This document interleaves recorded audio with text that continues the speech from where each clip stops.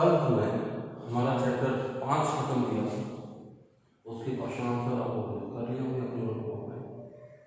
अब हम चैप्टर 6 शुरू करेंगे, भू आकृतिक प्रक्रियाएं।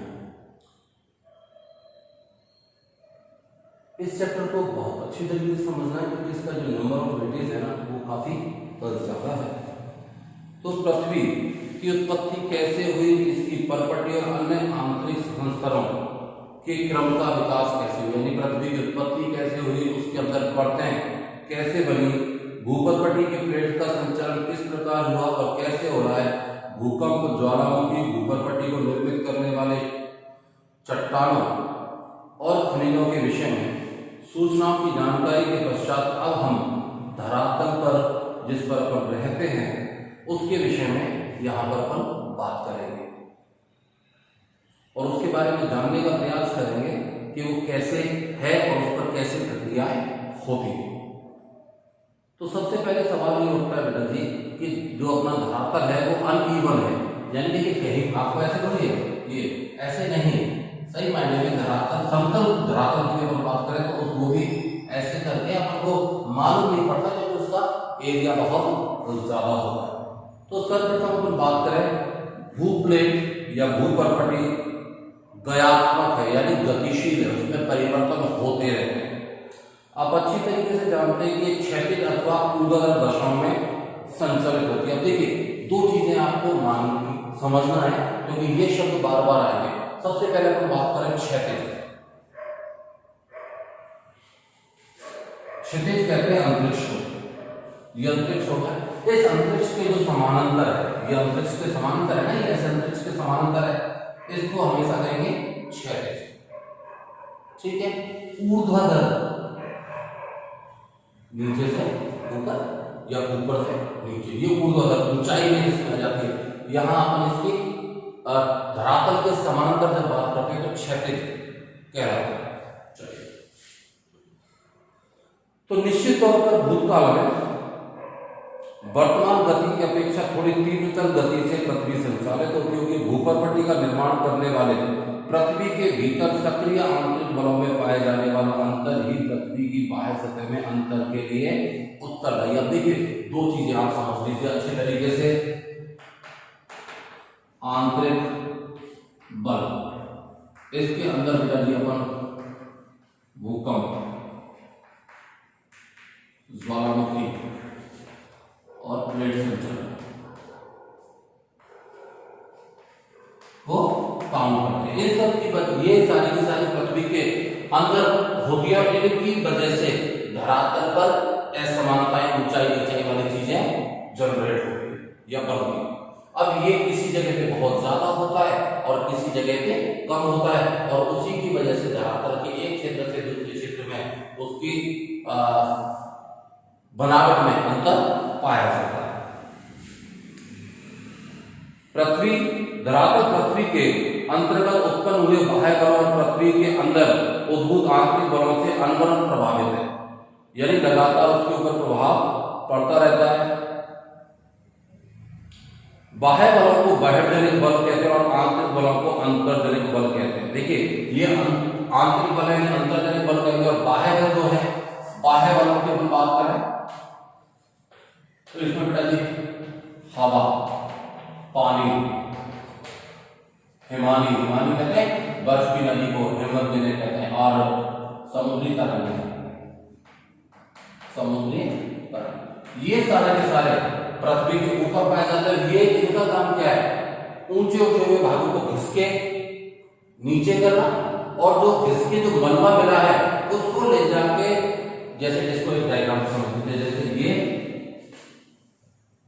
ये तो ये बाह्य बल क्या करते हैं, इसको धीरे धीरे करके घिस देते हैं। ठीक है, ये धीरे धीरे करके घिस गया।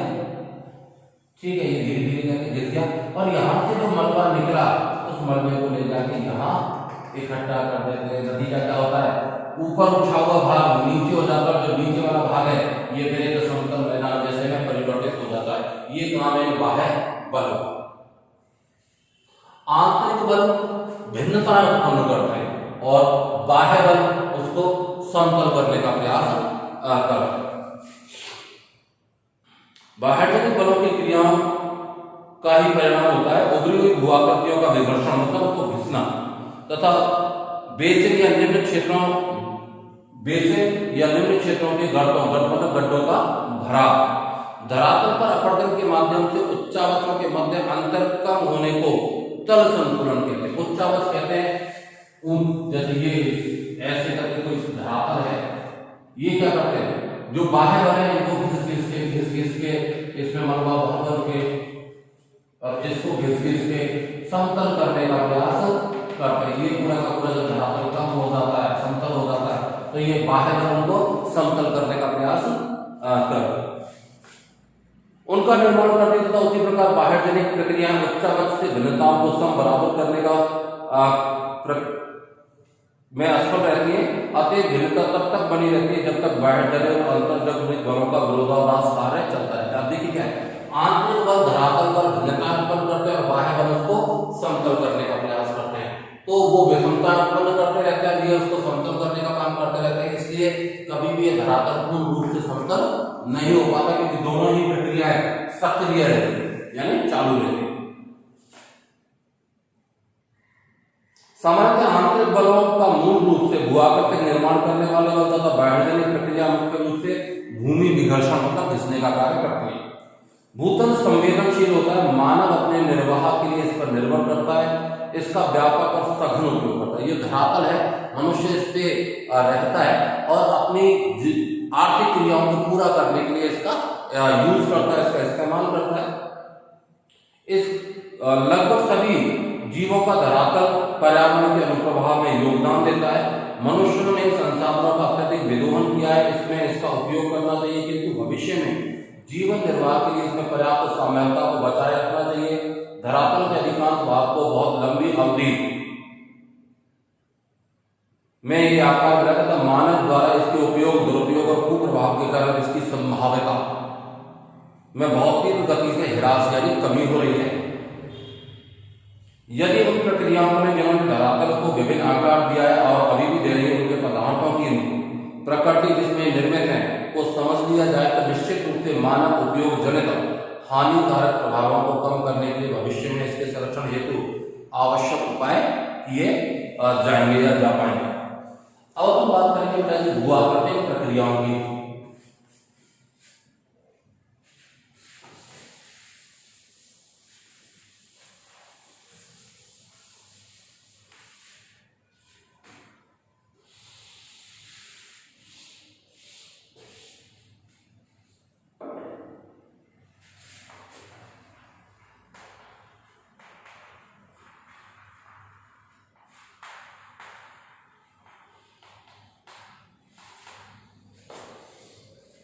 तो आप पृथ्वी की भूआकृतिक प्रक्रियाओं को अपन समझने का प्रयास करते हैं।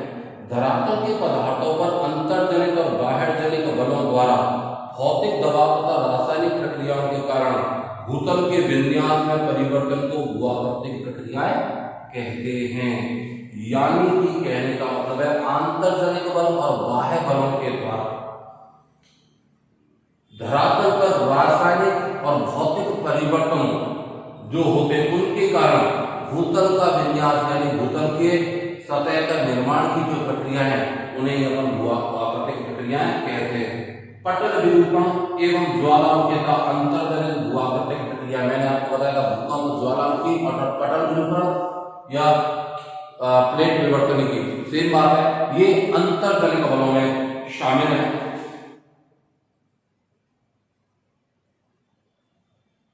अपक्षय, बृहत्क्षरण, अपरदन एवं निक्षेपण भूआकृतिक प्रक्रिया है।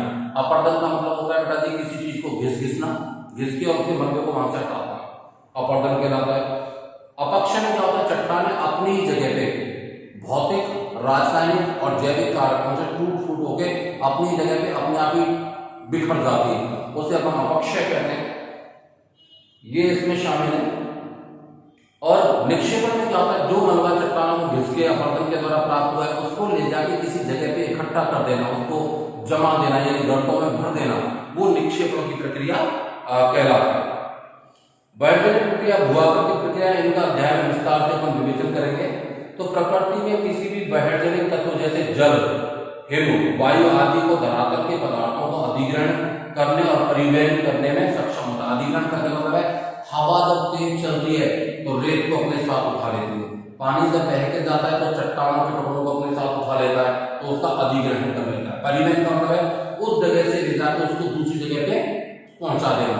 पहाड़ों पे से नदी बह के आती है, अपने साथ चट्टानों के टुकड़े और मलबे को लेके आती है। मरुस्थल में जैसलमेर बाड़मेर में आंधी चलती है, उस आंधी में जो रेत के कण उठे होते हैं वो दिल्ली तक पहुंचते हैं। आप लोगों ने पढ़ा था 50 साल पहले दिल्ली में ऊपर एक रेत की लेयर छा गई थी, तो वो सारा का सारा ये उसका अधिग्रहण करते हैं और परिवहन करते हैं, और इन्हें भूआकृतिक कारक कहा जाता है। जब प्रकृति के ये तत्व ढाल प्रवणता के कारण गतिशील हो जाते हैं तो पदार्थों को हटाकर ढाल के सहारे ले जाते हैं और निचले भागों में निक्षेपित कर देते हैं, निक्षेपित ले जाके इकट्ठा कर देते हैं और जमा देते हैं।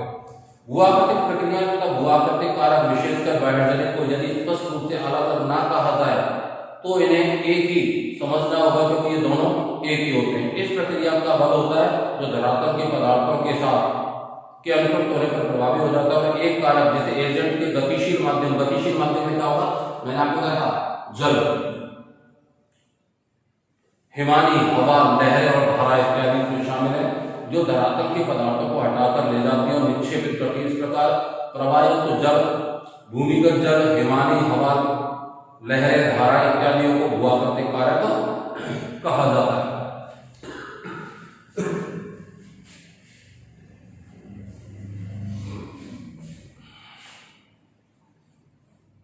अब सवाल उठता है बेटा जी कि ये चीजों को लेके जाते हैं तो उसमें कौन कौन से फैक्टर इफेक्ट करते हैं। तो गुरुत्वाकर्षण ढाल के सारे सभी गतिशील पदार्थों को सक्रिय बनाने वाली दिशात्मक बल होने के साथ साथ धरातल के पदार्थों पर दबाव डालता है। जैसे मान लीजिए कोई पहाड़ी क्षेत्र है, इस पहाड़ी क्षेत्र में से पानी बह के जा रहा है, डेफिनेटली ये यहाँ से गुरुत्वाकर्षण बल उसको अपनी ओर खींच रहा है, तो पानी ढाल के साथ बह के आ रहा है या चट्टानों के टुकड़े बह के आ रहा है। हवाओं का हाई प्रेशर जहां पे, वहां से हवाएं लो प्रेशर की ओर चलेंगी, तो वो भी एक तरह का ढाल। तो ढाल पर गुरुत्वाकर्षण प्रभाव लगता है जिसकी वजह से चीजें आगे अपनी ओर बढ़ती है। इसके अलावा ढाल गुरुत्वाकर्षण वाले चीजों को ऊपर से नीचे की ओर खींचता है। जो चट्टानों पे पड़ते हैं उन पर भी वो गुरुत्वाकर्षण बल की वजह से दबाव बनाया जाता है।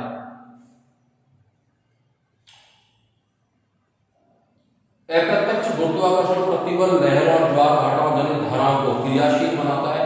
तो निसंदेह अपन कह सकते हैं कि गुरुत्वाकर्षण एवं ढाल प्रवणता के अभाव में गतिशीलता संभव नहीं है, अतः अपर्दन, परिवहन और निक्षेपण भी नहीं होगा। गुरुत्वाकर्षण एक ऐसा बल है जिसके माध्यम से हम धरातल से संपर्क में रहते हैं। देखिए अंतरिक्ष में गुरुत्वाकर्षण बल काम नहीं करता, इसलिए वहां पर आदमी या वस्तुएं हवा में तैरती रहती हैं। पृथ्वी पर गुरुत्वाकर्षण बल काम करता है और उसी की वजह से हम धरातल पर स्थिर रहते हैं, और हम धरातल पर स्थिर रहते हैं। अब देखिए एक चीज मैं आपको बताऊं, आपने कई बार देखा होगा कि हम जब चलते हैं ना तो गुरुत्वाकर्षण बल हमारे सेंटर में रहता है और इसीलिए हम यहाँ पर स्थिर रहते हैं। और जैसे हमारे गुरुत्वाकर्षण बल का सेंटर समाप्त होता है, हम मतलब बदल जाता है, हम गिर जाते हैं। जैसे मान लीजिए कि एक बंदा है ऐसे खड़ा है, तो इसमें गुरुत्वाकर्षण बल बिल्कुल सेंटर में लग रहा है ना, सेंटर में लग रहा है गुरुत्वाकर्षण बल, तो बंदा बिल्कुल सीधा खड़ा है। अब ये बंदा ऐसे हो जाए,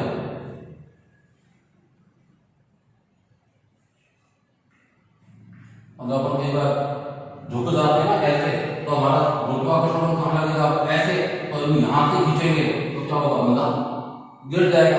तो ठीक वही चीज है धरातल पे, इस पे भी होती है, ऊपर से चीजों को नीचे रख, जब तक वो चीजें सेंटर में गुरुत्वाकर्षण लग रहा है, मान लीजिए कोई पत्थर यहाँ पे रखा हुआ है बिल्कुल सेंटर में, कोई दिक्कत नहीं है, लेकिन जैसे ही खिसक के यहाँ आ गया तो बेटा ये वाले गुरुत्वाकर्षण से ज्यादा उसके ऊपर ये वाला गुरुत्वाकर्षण काम करेगा और वो चीजें गिर जाएगी, आगे की ओर बढ़ जाएगी।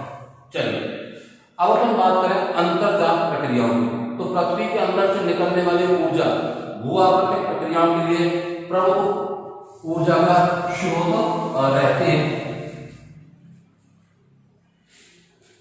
पृथ्वी के अंदर ये ऊर्जा अधिकांश रेडियोधर्मी क्रियाओं और घूर्णन और ज्वालीय घर्षण तथा पृथ्वी की उत्पत्ति से जुड़ी ऊष्मा से उत्पन्न होती है। देखिए 3 चीजों की वजह से पृथ्वी के अंदर से ऊष्मा रिलीज होती है। पहला, अधिकांश रेडियोधर्मी क्रियाएं, आप लोगों ने 10th क्लास में पढ़ा है बेटा जी, रेडियो एक्टिव रेडियो एक्टिव तत्व में आपने पढ़ा होगा अणुओं के संयोजन और विखंडन यानी फ्यूजन और फिक्शन की वजह से ऊर्जा उत्पन्न होती है। जब दो अणु आपस में जुड़ते हैं तो संयोजन की प्रक्रिया होती है, उसमें भी ऊर्जा निकलती है। और जब एक अणु टूटकर दो अणुओं में विभक्त होता है तब उसमें विखंडन की प्रक्रिया होती है, उसके द्वारा भी ऊष्मा निकलती है। तो रेडियो एक्टिव तत्व जिन्हें अपन परमाणु ऊर्जा के स्रोत मानते हैं वो धरातल के अंदर से जो पाए जाते हैं उनमें भी अंदर फ्यूजन और फिक्शन होता है, जिसकी वजह से ऊर्जा का निर्माण होता है। दूसरा ज्वारीय घर्षण।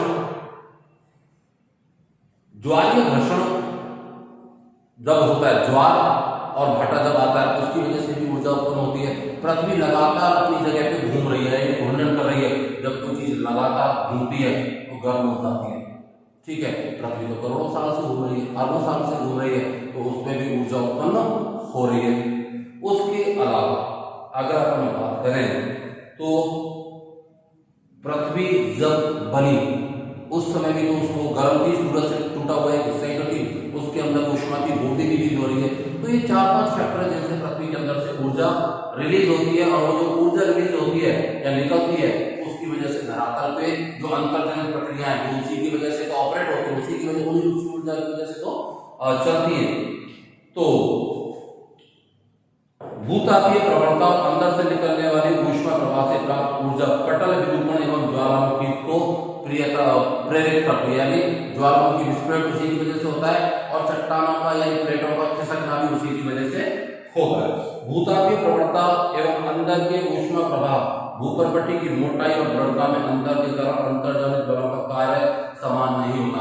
कुछ जगह पे तो ज्वालामुखी विस्फोट होते हैं और कुछ जगह पर नहीं होते। उसका कारण क्या है?